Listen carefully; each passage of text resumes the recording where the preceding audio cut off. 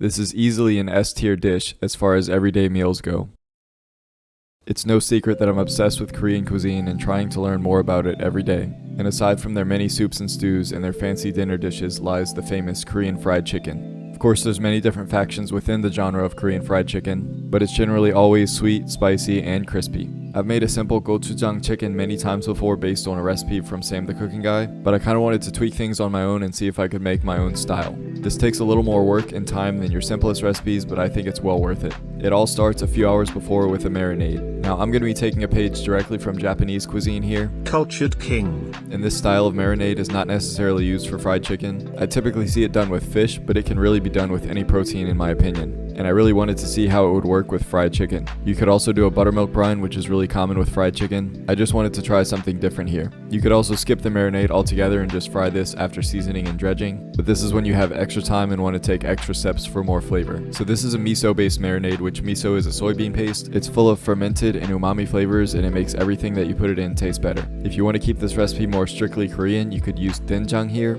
I just had miso open in the fridge. I'm just using roughly a couple of tablespoons here. I'm also adding about 2 tablespoons of sake. This is very strongly flavored and it's going to boost the fermented flavor even more. I want a little acidity here, but to keep with the fermented vibes, I'm going to add the leftover juice from a jar of kimchi. I probably had like a tablespoon or so left and it was plenty. Pickle juice is commonly used in fried chicken brines, so this is along the same lines, but it's going to give us a little different flavor profile. And finally, for sweetness, just like a tablespoon of honey here. You could use any kind of sugar you want. And I forgot to mention, I'm using like a pound or a half kilogram of chicken thighs here. I just kind of cube them up into bite-sized pieces. A pound is a lot of meat, but it's also really easy to eat fried chicken like this, so you should preferably serve this with lots of sides and rice, but it still shouldn't feed any more than like 2 to 4 people. I'm also salting the chicken directly because this is the best way to precisely season it. I'm then fitting all that into a quart-sized Ziploc bag and dumping in that miso marinade, making sure to massage it in as evenly as possible. So I would marinate this in the fridge for anywhere from like 30 minutes to no more than like 6 hours. I would not go overnight with this because the chicken is so thin and the acidity and the strength of the marinade can overpower it and also mess with the texture.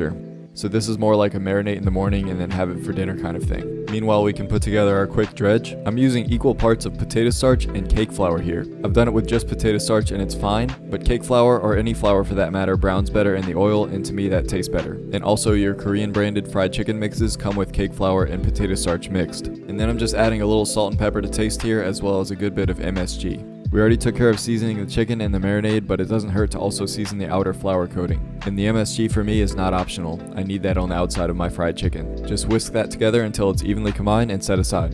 This fried chicken is also nothing without the sauce that we're going to coat it in after frying. It's going to be spicy and sweet and a little sour, and it's going to complement the chicken perfectly. I never measure when I'm making sauces like this. I always add ingredients to taste, but I will put some estimates below for the ingredients I put in this. But I made my sauce with lots of gochujang, some minced garlic, a combination of corn syrup and molasses, but you could just use brown sugar instead. Of course, some soy sauce and a little sesame oil, enough rice vinegar to notice in the taste, and I love softened butter and things like wing sauces. It's probably not super common or traditional, but it does taste good. And I just finished with some freshly ground black pepper, and then what's important after mixing all this together is to taste this and to adjust whatever seasonings you need. Add some more vinegar to make it more sour, add some more soy sauce to make it more flavorful, etc. Just never skip the step of seasoning to taste. It's so important. Now everything is just about ready to go. I'm gonna grab a wok or any deep pot and fill it about halfway with peanut oil. Get yourself a candy thermometer like this one so you never have to guess on frying temperature. This one's linked below. I want to fry at about 350 degrees Fahrenheit, so I let this come up to like 370 to account for temperature drop when adding in food.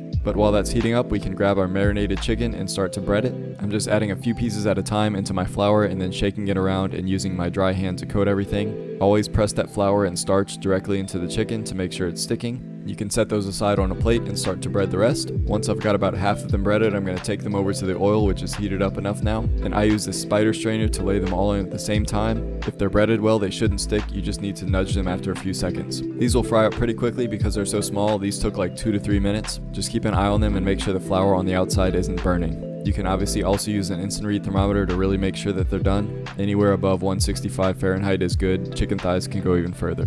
I use the same strainer to remove these to a wire rack and keep them in the oven at the lowest temperature. And then I repeat the breading and the frying with the rest of the chicken. And once they're all done, you're almost ready to eat. Just grab a fairly large bowl and dump the chicken into it, and just add dollops of the sauce all around to try to spread it evenly. And use your best tossing skills to coat this all around, and just add more sauce as you need to as you go. And once they're all coated like this, you should have some shiny, beautiful, crispy Korean fried chicken. Garnish this however you'd like. I'm gonna go with some roasted sesame seeds, and I have some pine nuts lying around. I think these make it look even prettier. You could do like peanuts or cashews if you have those, or omit it altogether, it's fine. And finally, I'm just topping with some julienne green onion. I've been liking how they look recently. But yeah, there's your bowl of comfort. When I'm super hungry, there's little that I would rather eat than this. I'm super excited for this one, so let's dive right into the taste test. Bringing these back, since I had them last time I had this Korean fried chicken. I like serving mine up with some Kewpie mayo. If you've had karaage, then you know. And like I said, this isn't meant to be something that's super traditional or sticking to one culture. It's just a simple thought experiment that's meant to be good. Also serve it with some kimchi or any other pickled vegetable. The crisp freshness and the sourness of this goes really well with fried chicken. But let's get in here first. Cheers.